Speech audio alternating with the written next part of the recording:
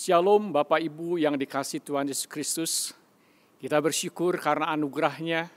Pada hari ini kita masih diberi kesempatan untuk bisa bersama-sama berbakti dan beribadah. Kiranya hati kita tertuju kepada Tuhan kita, Yesus Kristus. Saya secara pribadi ingin menyampaikan salam sejahtera, salam sehat, khususnya bagi GI Hok Im Tong yang ada di Puling, Jakarta. Tuhan menyertai saudara-saudara sekalian. Mari saudara-saudara kita masuk dalam doa sebelum kita membaca dan merenungkan firman Tuhan.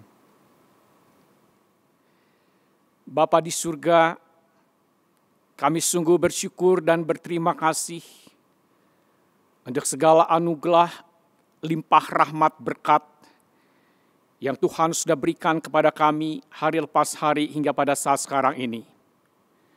Sekalipun kami masih tetap harus menjalani kehidupan di dalam keterbatasan dan pembatasan, tetapi kami selalu melihat anugerah Tuhan yang melimpah di dalam kehidupan kami. Engkau memberikan kesehatan, hidup dan kehidupan. Engkau memberikan waktu bagi kami untuk bisa beribadah. Kami bisa membaca serta merenungkan firman Tuhan. Dan biarlah pada saat sekarang ini juga Engkau yang menguatkan, meneguhkan, mengingatkan kami melalui firman Tuhan. Biarlah Tuhan yang akan meneduhkan hati kami, memberikan ketenangan, supaya kami dengan jernih dan jelas bisa mengerti dan memahami kebenaran firman Tuhan. Bisa dengan tangan terbuka, hati yang terbuka, pikiran yang terbuka untuk menerima apa yang menjadi kehendak-Mu melalui firman Tuhan ini. Tuhan yang akan memberkati kami semua. Dalam nama Tuhan kami Yesus Kristus, kami panjatkan doa ini. Amin. Firman Tuhan pada pagi hari diambil dari Wahyu pasal yang ketiga, ayat yang ke-14 sampai dengan ayat yang ke-19. Saya akan membacakan firman Tuhan ini. Dan tuliskanlah kepada malaikat jemaat di Laodikia. Inilah firman dari Amin, saksi yang setia dan benar, permulaan dari ciptaan Allah. Aku tahu segala pekerjaanmu, engkau tidak dingin dan tidak panas. Alangkah baiknya jika engkau dingin atau panas. Jadi karena engkau suam-suam kuku dan tidak dingin atau panas, aku akan memuntahkan engkau dari mulutku. Karena engkau berkata, aku kaya dan aku telah memperkayakan diriku. Dan aku tidak kekurangan apa-apa. Dan karena engkau tidak tahu bahwa engkau melarat dan malang, miskin, buta dan telanjang, maka aku menasihatkan engkau, supaya engkau membeli daripadaku emas yang telah dimurnikan dalam api, agar engkau menjadi kaya, dan juga pakaian putih, supaya engkau memakainya, agar jangan kelihatan ketelanjanganmu yang memalukan, dan lagi minyak untuk melumas matamu, supaya engkau dapat melihat. Barang siapa ku kasihi, ia ku tegur dan ku hajar. Sebab itu, relakanlah hatimu dan bertobatlah. Sampai di sini pembacaan firman Tuhan. Yang berbahagia adalah kita yang membaca, merenungkan, serta melakukan firman Tuhan itu. Amin. Saudara-saudara yang dikasihi Tuhan Yesus Kristus, kalau saat ini saudara sedang jatuh cinta kepada seseorang, dan saudara mau menyatakan cinta saudara tersebut kepada orang itu, maka ada 3 kemungkinan yang bisa terjadi. Kemungkinan yang pertama adalah cinta saudara diterima. Kemungkinan yang kedua adalah cinta saudara ditolak. Dan kemungkinan yang ketiga adalah cinta saudara diterima tidak, ditolak juga tidak. Ada seorang pemuda yang berkisah demikian. Dia mengatakan bahwa saya sedang jatuh cinta kepada seorang gadis. Gadis itu diajak pergi mau, diajak nonton juga oke, tidak pernah menolak. Diajak ke pesta juga selalu bersedia. Nah, pemuda ini mengira bahwa gadis itu mau menerima dan membalas cintanya. Sampai suatu hari, pemuda ini mengajak makan malam di sebuah restoran yang dia pilih. Tempatnya sangat romantis. Dan pemuda ini dalam kesempatan itu dia menyatakan cintanya kepada gadis itu. Lalu gadis itu menjawab dengan jawaban yang di luar dugaan dan di luar harapan daripada sang pemuda ini.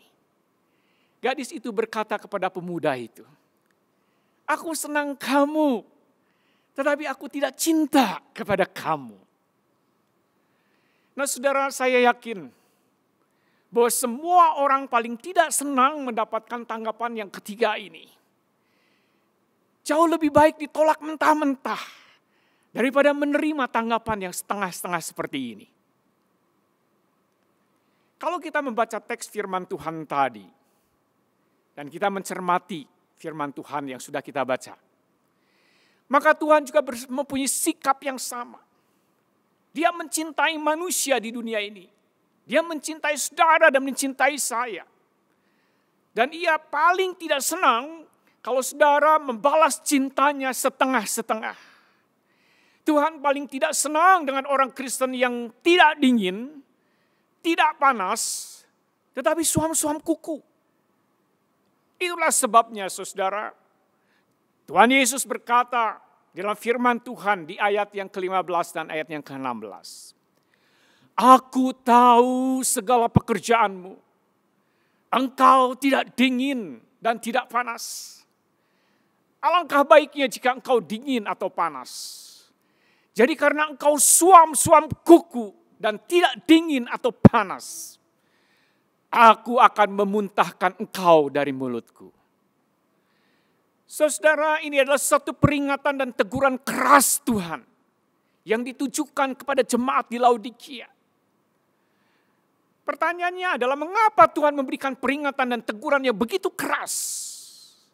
Ada apa dengan jemaat di Laodikia pada saat itu? Tentunya firman Tuhan ini bukan hanya ditujukan kepada jemaat di Laodikia, tetapi juga bagi kita semua saat ini sebagai umat Tuhan, sebagai jemaat Tuhan, sebagai orang yang mengaku percaya kepada Tuhan. Itulah sebabnya kita perlu belajar bersama, kita perlu mendengar apa yang Tuhan mau sampaikan oleh firman Tuhan ini pada saat ini. Yang pertama, ada apa dengan jemaat di Laodikia? Nah, saudara, untuk mengerti keadaan di jemaat di Laodikia ini, terlebih dahulu kita akan melihat keadaan kota Laodikia pada masa itu.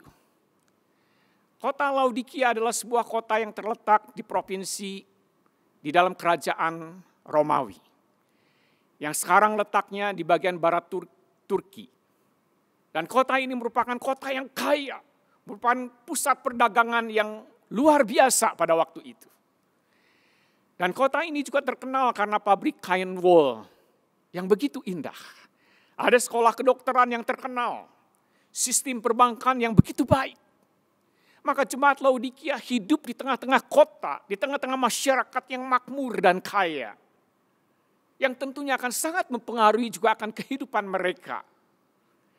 Namun sayang sekali, Tuhan dalam ke-7 suratnya dalam kitab Wahyu, maka jemaat Laodikia lah yang mendapatkan kecaman, celaan, teguran yang paling keras, yang paling tajam. Bahkan kalau kita dengan cermat membaca dan menelitinya, tidak ada pujian sama sekali. Pertanyaannya adalah mengapa? Maka firman Tuhan berkata, "Aku tahu segala pekerjaanmu, engkau tidak dingin dan engkau tidak panas. Alangkah baiknya jika engkau dingin atau panas." Di sini Tuhan Yesus memulai dengan perkataan, "Aku tahu." Satu pernyataan yang muncul berulang kali dalam ke-7 surat yang ditujukan kepada 7 jemaat itu. Tuhan Yesus tahu apa yang ada dalam hati, dalam pikiran, dalam tindakan, dalam pekerjaan-pekerjaan, dalam kegiatan-kegiatan yang dilakukan oleh semua orang yang ada dalam jemaat itu. Dia tahu segala sesuatu yang tersembunyi, bahkan yang disembunyikan sekalipun. Dia tahu karena dia adalah Allah yang Maha Tahu. Itulah ini menjadi satu peringatan juga bagi kita pada saat sekarang ini. Jangan pikir bahwa Allah tidak tahu tentang situasi kondisi hidupmu. Dia tahu segala sesuatu yang ada dalam hati, pikiran, tindakan, perbuatanmu. Di tengah-tengah situasi kondisi yang sulit seperti ini pun, jangan lupa bahwa Allah tahu. Di dalam kematahuan Allah, Ia mengatakan kepada jemaat di Laodikia, bahwa engkau suam-suam kuku lukewarm. Ini ada satu pernyataan yang keras, yang bernada teguran dan celaan. Pertanyaannya adalah apa maksud suam-suam kuku lukewarm di sini? Kata lukewarm atau suam-suam kuku, dalam kata Yunaninya digunakan kata kliaros. Artinya setengah hati, tanpa semangat, merupakan keadaan yang mati suri. Hidup tidak, mati juga tidak. Dan itulah gambaran dari situasi kondisi kerohanian hidup kekristenan jemaat di Laodikia. Yang bisa kita sebut sebagai orang Kristen yang setengah hati dalam begitu Tuhan. Orang Kristen yang part-timer. Yang kondisinya dingin tidak, panas juga tidak. Inilah yang ada dalam situasi kondisi di jemaat Laodikia pada waktu itu. Menjadi pertanyaan yang penting bagi kita pada saat sekarang ini. Seringkali kita mengaku bahwa kita ini adalah orang Kristen. Tetapi pada pagi hari ini, saudara, kita perlu bertanya dan mempertanyakan kepada diri kita. Kita ini menjadi orang Kristen yang bagaimana? Orang Kristen setengah hatikah? Orang Kristen part-time kah? Yang tanpa semangat dalam menjalani hidup kekristenan kita. Yang hidup segan dan mati pun enggan. Yang berprinsip sebodoh amat, emangnya gue pikirin tentang Tuhan. Tentang pelayanan Tuhan. Yang penting aku ada hidup seperti ini pada saat ini. Banyak orang yang mengaku Kristen. Tetapi kekristenannya itu dibangun atas dasar hanya sekedar untuk menjalani kehidupan agamaniah yang formal dan ritual. Kelihatannya di luar begitu mengesankan, begitu wow, keren. Dia sebagai orang Kristen, dia begitu rajin pergi ke gereja, dia bisa mengikuti pelayanan ini dan pelayanan itu. Tetapi sebenarnya di dalamnya itu begitu tawar dan hambar. Mungkin dia menjadi seorang Kristen yang begitu tertib, begitu formal, begitu rutin dalam menjalankan ritual keagamaannya, di dalam kekristenannya. Tetapi tanpa kehidupan spiritual. Kehidupan agamaniah yang seperti itu, saudara, satu kehidupan yang tidak menyentuh kita secara personal, tidak menyentuh kita secara eksistensial. Bisa saja terjadi. Kita ini beragama, tetapi tanpa penghayatan. Tanpa mengalami pengalaman penyertaan Tuhan, kuasa Tuhan, kasih Tuhan yang begitu besar itu. Sehingga kita menjadi orang Kristen yang kalau kita ibaratkan seperti air. Itu seperti air yang tawar. Air yang dingin, tanpa warna, tanpa sukacita. Beku dan kaku. Kita bergerak tetapi kita tidak beranjak. Secara eksternal dalam kehidupan kita, sepertinya hidup pikuk dan begitu ramai. Tetapi di dalamnya, tanpa makna, hampa dan kosong. Itulah yang disebut dengan religiusitas tanpa spiritualitas. Yang hanya menjalankan kegiatan keagamaan secara rutin, secara formal. Tetapi tanpa spiritualitas. Tanpa perjumpaan secara pribadi dengan Kristus. Tanpa pernah mengalami bagaimana kasih Kristus itu menyentuh hati dia. Menyentuh kehidupannya. tanpa ada satu relasi yang erat dan yang akrab dengan Tuhan. Dan ciri-ciri kehidupan Kristen part-timer, Kristen yang setengah hati, Kristen yang suam-suam kuku adalah tidak mau bayar harga. Tidak pernah memiliki komitmen yang penuh untuk Tuhan. Dan ini yang terjadi, saudara.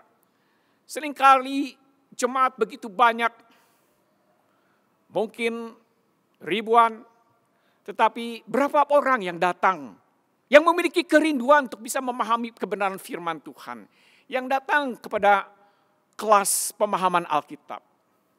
Mungkin 5, 10, 20 orang. Kalau urusan gereja, nonton film bisa datang tepat waktu. Tetapi kalau urusan gereja seringkali datang terlambat. Dan kita selalu excuse. Ya gak apa-apalah, kan di gereja, bukan di tempat kerja.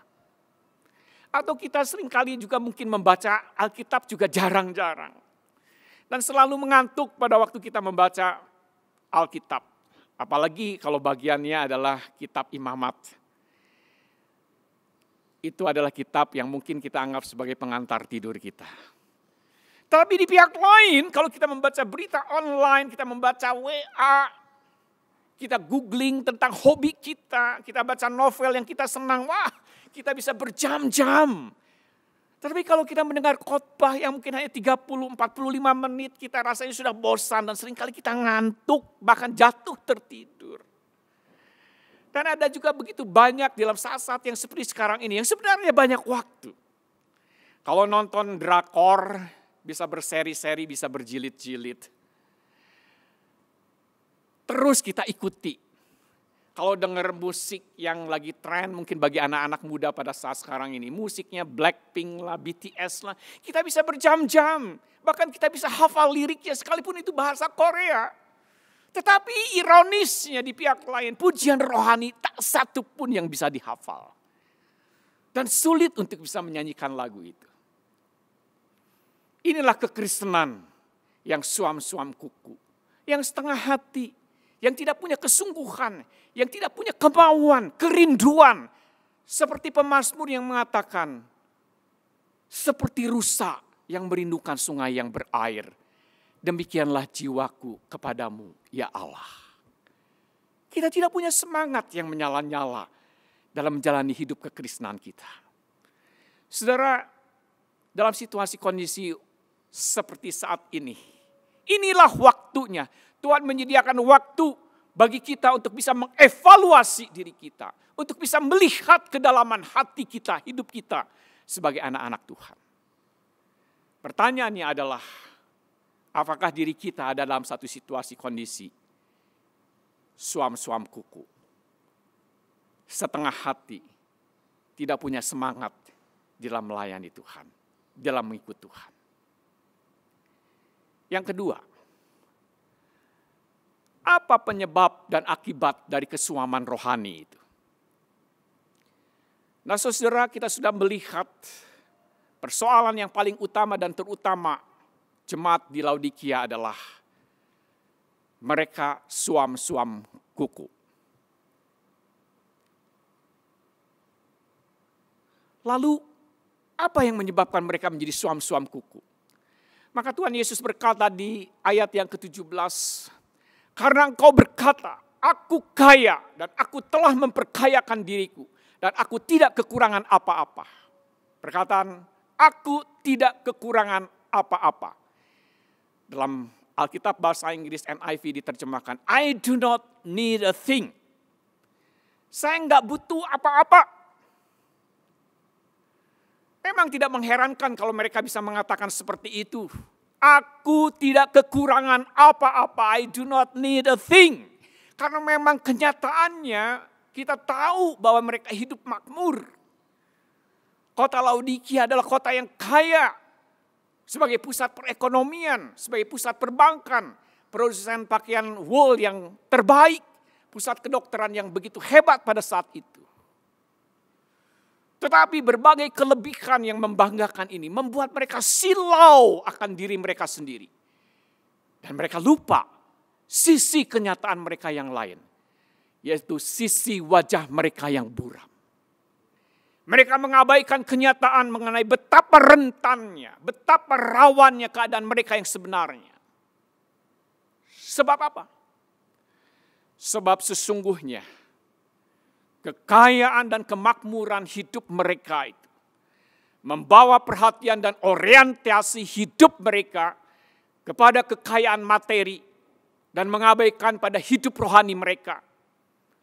Mungkin kekayaan materi mereka itu bertambah, tetapi kerohanian mereka merosot. Semangat memburu kekayaan itu telah memadamkan semangat untuk mencari kebenaran. Kesungguhan memburu uang itu menyebabkan ketidaksungguhan untuk mencari firman dan kehendak Allah.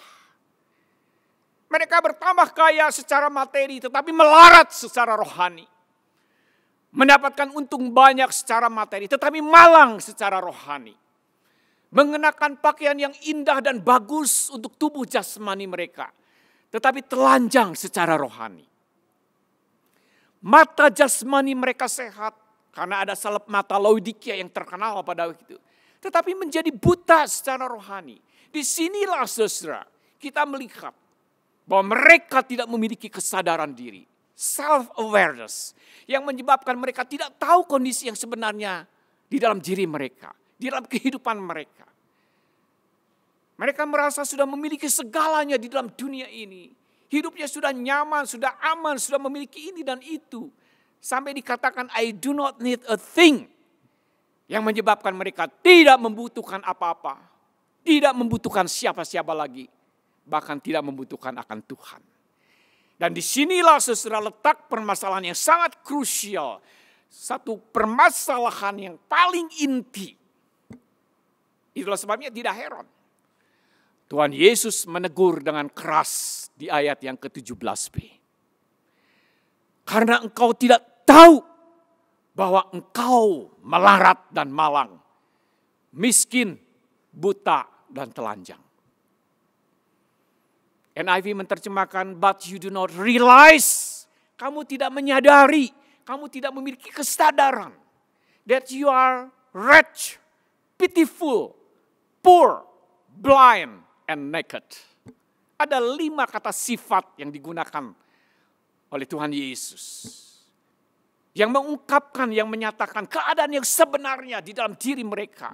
Sekalipun secara eksternal kehidupan mereka itu begitu makmur, begitu kaya. Tetapi sebenarnya mereka itu melarat, malang, miskin, buta, dan telanjang secara rohani. Pertanyaannya adalah seberapa parakah orang yang tidak memiliki kesadaran diri tentang keberadaan dirinya. Yang tidak punya self-awareness. Saya ingin menceritakan satu cerita yang ditulis oleh Hans Christian Andersen. Sebuah dongeng yang sangat menarik. Dari kecil saya sangat menggemari untuk membaca dongeng-dongeng atau kisah-kisahnya. Konon hiduplah seorang kaisar yang sangat senang untuk menggunakan pakaian yang indah-indah. Semua tukang jahit di seantero negeri ini diminta untuk menjahitkan baju yang indah-indah baginya. Ada 2 penipu mengatakan bahwa mereka akan menjahitkan baju yang terindah, yang terbaik, yang terhebat di dunia. Mereka meminta disediakan kamar khusus untuk menjahit dan bahan-bahan termahal seperti benang emas, berlian, dan permata. Ketika mereka mulai bekerja, mereka kelihatan seolah-olah menjahit. Tetapi tidak ada yang bisa melihat apa yang dijahit. Para hulu balang kaisar juga mempertanyakan mengenai keberadaan baju itu. Tetapi kedua penjahit itu meyakinkan bahwa baju yang sedang dijahit itu sangat indah dan tidak terlihat oleh orang yang biasa. Itulah sebabnya para petinggi kekaisaran berusaha pura-pura untuk melihat. Khawatir dianggap sebagai orang biasa. Dan tibalah saat kaisar itu ingin mencoba baju yang sudah sangat dinanti-nantikannya itu. Dia ingin memamerkannya di depan seluruh rakyatnya agar mereka mengagumi keindahan bajunya itu. Meskipun kaisar sendiri juga tidak bisa melihat baju itu. Tetapi tentunya ia juga tidak ingin dianggap sebagai orang biasa. Apalagi di hadapan rakyatnya. Semua orang diyakinkan bahwa baju ini baju yang terbaik, baju yang terindah di dunia. Setelah orang-orang yang hebat yang bisa mengagumi keindahannya. Ketika kaisar tampil, semua orang bertepuk tangan menunjukkan kekaguman. Dan mereka berteriak, hidup kaisar, hidup kaisar. Sampai tiba-tiba ada seorang anak kecil yang berteriak di tengah keramaian banyak orang. Dia berteriak dengan lantang sekali. Dia berkata, kaisar telanjang, kaisar telanjang. Semua orang terperangah. Sementara anak kecil itu tertawa terbahak-bahak melihat sang kaisar itu. Rakyat yang mulanya mengeluh-ngeluhkan sang kaisar. Perlahan-lahan mereka mulai berbisik-bisik dan akhirnya ikut tertawa-tawa. Mereka mulai ikut berteriak, kaisar telanjang. Bisa kita bayangkan bagaimana perasaan kaisar setelah menyadari dirinya bahwa dia tertipu dan berdiri di depan rakyatnya tanpa mengenangkan apa-apa. Saudara-saudara yang dikasihi Tuhan Yesus Kristus, jangan sampai kita kehilangan kesadaran diri. Mungkin kita merasa oke, tetapi sebenarnya kita tidak oke menurut penilaian Tuhan. Jangan menutupi sesuatu yang ada di dalam diri kita. Sampai kita tidak menyadari sebenarnya apa yang ada dalam diri kita yang sesungguhnya. Kita tutupi dengan sesuatu yang di luar. Yang seolah-olah begitu luar biasa. Tetapi sebenarnya di dalam itu tidak ada apa-apanya menurut penilaian Tuhan. Orang yang paling celaka adalah orang yang lemah. Yang tidak tahu bahwa dia lemah dan menyangka dia kuat. Orang yang paling celaka adalah orang yang sakit, tetapi dia tidak tahu bahwa dirinya sakit dan menyangka dia sehat. Orang salah yang tidak tahu bahwa ia salah dan menyangka dia benar. Orang sesat yang tidak tahu dia sesat dan menyangka dia lurus. Dan itulah kondisi orang Kristen yang suam-suam kuku. Orang Kristen yang setengah hati. Orang Kristen yang part-timer. Ia mengira bahwa dirinya baik-baik saja. Padahal ia dalam keadaan yang sangat bahaya, sangat fatal. Itulah sebabnya seorang penafsir Alkitab yang bernama William Hendrickson. Dia berpendapat demikian. Siapa yang lebih harus dikasihani daripada seseorang yang membayangkan bahwa ia adalah seorang Kristen yang baik. Padahal dalam kenyataannya Kristus sendiri sama sekali muak terhadapnya. Saudara yang dikasihi Tuhan Yesus Kristus, milikilah kesadaran diri tentang siapa kita di hadapan Allah. Kita ini telanjang di hadapan Allah. Kita ini terbuka di hadapan Allah. Dan Allah melihat sampai kedalaman lubuk hati kita. Berhati-hatilah dengan kondisi kesuaman rohani. Jangan anggap remeh kondisi ini. Saudara boleh mencari uang yang banyak. Saudara boleh membuat bisnis ini dan bisnis itu. Saudara mungkin mampu untuk melihat prospek sana dan prospek sini. Tetapi jangan sampai mengakibatkan perkara-perkara rohani. Saudara mengabaikannya. Apalagi saudara pada akhirnya mengatakan bahwa saya tidak membutuhkan Tuhan. Ini menjadi satu peringatan keras yang Tuhan mau sampaikan melalui jemaat Laodikia. Juga tentunya untuk saudara dan saya. Yang ketiga, apa respon Tuhan terhadap kondisi kesuaman rohani? Belum pernah terjadi saudara respon Tuhan Yesus begitu murka sampai dia berkata, aku akan memuntahkan engkau dari mulutku. Di dalam ayat yang ke-16. Kata memuntahkan dalam bahasa aslinya adalah satu kata yang kuat sekali untuk menyatakan keengganan seseorang untuk mentolerir atau menerima sesuatu. sesuatu itu tidak bisa diterima, maka terpaksa harus ditolak dengan cara seperti seseorang memuntahkan sesuatu dari mulutnya. Jadi Tuhan menegur jemaat Laodikia itu dengan sedemikian kerasnya. Orang yang mengenal jemaat di Laodikia mungkin mereka bertanya-tanya. Tuhan Yesus merasa muak dan merasa mual terdapat jemaat yang sekaya, sebesar, semakmur, secantik, dan sehebat itu. Mengapa? Maka Tuhan Yesus menjawab, karena engkau suam-suam kuku dan tidak dingin atau panas.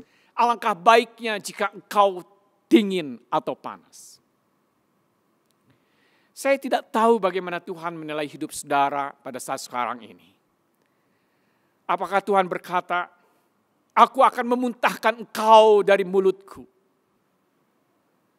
Memang kecenderungan orang yang setengah-setengah dan yang setengah hati adalah kecenderungan universal. Karena tidak usah repot-repot, tidak usah perlu ribut-ribut. Tetapi kekristenan setengah hati, kekristenan yang part-timer, kekristenan yang status quo, menurut Pendeta Aka Dharma Putra adalah kekristenan yang abu, kekristenan sepah, karena itu kekristenan sampah. Makanan yang tidak panas dan tidak dingin, itu mudah jadi busuk. Saudara, Tuhan tidak menginginkan menjadi Kristen setengah hati. Tetapi Tuhan merindukan saudara dan saya menjadi Kristen yang seperti Rasul Paulus katakan, janganlah hendaknya kerajinanmu kendor, biarlah rohmu menyala-nyala dan layanilah Tuhan. Roma 12 ayat yang 11. Biarlah rohmu menyala-nyala. Kenapa? Karena Tuhan sudah begitu mengasihi saudara dengan memberikan segalanya dalam kehidupan saudara. Bahkan dia sudah memberikan anaknya yang tunggal, Yesus Kristus, mati di atas kayu salib, mengorbankan dirinya, menyerahkan tubuhnya, nyawanya, darahnya yang kudus. Untuk saudara dan saya yang seharusnya mati binasa oleh karena dosa-dosa kita. Yang seharusnya maut itu menjadi bagian kehidupan kita. Biarlah kita selalu mengingat akan kasih Kristus itu. Kasih Kristus yang besar. Yang membuat roh kita itu menyala-nyala. Yang memberikan motivasi yang kuat. Sehingga kita mau melayani Tuhan. Seperti Tuhan sudah melayani kita. Biarlah ini menjadi tekad kita sebagai pengikut Kristus. Amin. Mari kita berdoa. Bapa di surga, kami sudah mendengar suara-Mu melalui firman Tuhan. Biarlah kami boleh sungguh-sungguh mencerna, menerima firman-Mu itu dengan hati yang terbuka. Kami ingin diubahkan oleh Tuhan. Kami mau menerima teguran firman Tuhan yang bukan hanya teguran keras ditujukan kepada jemaat Laodikia, tetapi juga bagi kami yang sedang menjalani hidup pada saat sekarang ini. Yang mungkin pada saat sekarang ini, iman percaya kami kepada Engkau, iman yang suam-suam kuku. Kami sebagai pengikut Kristus setengah hati, tidak pernah semangat, oleh karena terlalu banyak hal yang harus kami hadapi pada saat sekarang ini. Tapi biarlah sekali lagi firman Tuhan ini boleh menolong kami, membantu kami untuk bangkit, untuk memberikan diri kami sepenuhnya dan seutuhnya kepada Tuhan. Karena Engkau sudah memberikan segalanya bagi kami. Engkau sudah mati di atas kayu salib. Engkau sudah memberikan hidupmu, nyawamu, tubuhmu, darahmu bagi kami. Biarlah ini boleh mendorong kami, boleh membangkitkan kami untuk memiliki roh yang menyala-nyala dalam mengikuti Tuhan. Untuk memiliki komitmen yang penuh dan utuh, sepenuh hati kami, full hearted, untuk melakukan yang terbaik bagi Tuhan. Bantulah kami ya Bapa. Kiranya Roh Kudus yang akan menguatkan dan meneguhkan serta menolong kami semua. Di dalam nama Tuhan kami Yesus Kristus, kami panjatkan doa ini. Amin.